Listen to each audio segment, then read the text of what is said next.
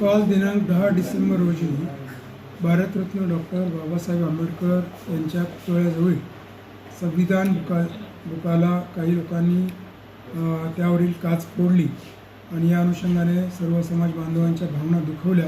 त्या ठिकाणी रस्ता रोको करण्यात आला। त्या ठिकाणी मी स्वतः व पोलीस अधीक्षक आम्ही जाऊन सर्व समाजाचं त्याबद्दल समाजाला आवाहन केलं की आपण शांतता प्रस्थापित करावी। आज रोजी देखील काही ठिकाणी दगडफेक झाली, काही ठिकाणी रस्ता रोको झालेला आहे, तरी पुरेसा पोलीस बंदोबस्त आपला उपलब्ध आहे। या अनुषंगाने संबंधित जो आरोपी आहे त्याला आपण अटक केलेली आहे, गुन्हा देखील दाखल झालेला आहे। आज जी काही निवेदने माझ्याकडे वेगवेगळ्या संघटनाच्या माध्यमातून प्राप्त झालेली आहे त्यामध्ये प्रमुख मागणी आहे की जो काही आरोपी अटक केलेला आहे त्याला कठोर शासन व्हावं आणि त्याच्या मागे जो कोणी मास्टर माइंड कोणी व्यक्ती संस्था असेल त्यावरती देखील कारवाई करावी, अशा स्वरूपाची मागणी